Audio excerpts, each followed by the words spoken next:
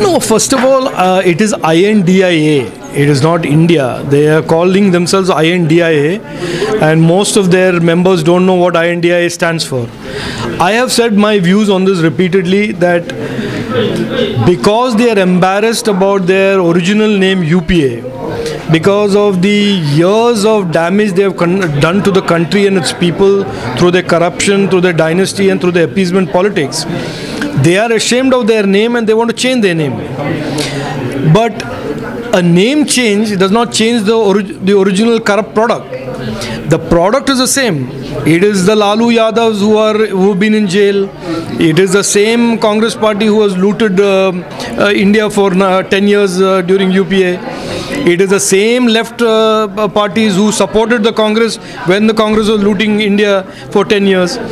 So a name doesn't change what their politics is. Their politics has been, will be, and will always be one of dynasties, centered around corruption and exploitation and appeasement. And nothing changes. Whether you change a name, if I take a Khatra car and put a sticker there, take an old car and put a sticker there saying that this is some great fancy supercar, it doesn't become a supercar. No?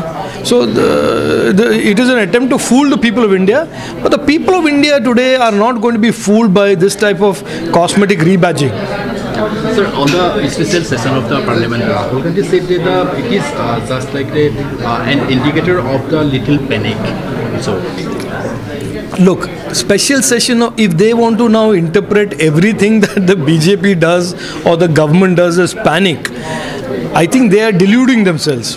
There is a reason, and there will be a reason that will become clear very soon when the government is prepared to talk about it, for the reason for a special session. This is Prime Minister Narendra Modi's government. Anybody who tries to underestimate or mischaracterize what the Prime Minister does or has done is doomed to fail. So this is certainly not something that they should be very excited about.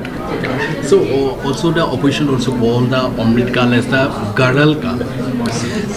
I don't want to get into this. Who are these opposition parties? These are the opposition parties that presided over 10 of the most corrupt, disruptive, destructive years in the history of independent India.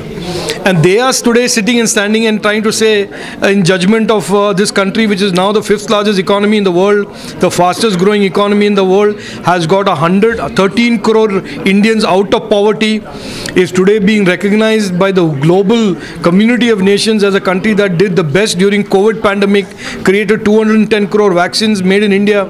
These are the people who destroyed India, destroyed the financial sector, corrupted and looted for 10 years, and they are sitting in judgment of the Prime Minister Narendra Modi's government. There's nothing more laughable than that. So last one question. The BJP has claimed that in this time in the Lok Sabha polls, it will make a history by winning the over the 400 seats. Do you think that the India alliance will able to fight against that? I will say this, I am not a person who predicts. But I certainly know that the people of India don't want to go back to the days of the UPA. The people of India have seen a bright future because of the last 9 years of work. They now know India is on the brink of being a developed nation. The youth of India today understand the opportunities that are being created by Prime Minister Narendra Modi's hard work and policies and corruption-free governance. They know that India today is doing things that India could have never thought of in the past. Going to the moon, launching the INS Vikrant, creating semiconductors, building electronics, becoming a force in the global electronics supply chain. Everybody knows. People are understanding. So nobody wants to go back to the same days of the UPA where everything was expensive, only a few people benefited and did well, and everybody else suffered. So nobody wants to go back. The only people who want to go back to the days of the UPA are the UPA, who are now calling themselves a new name.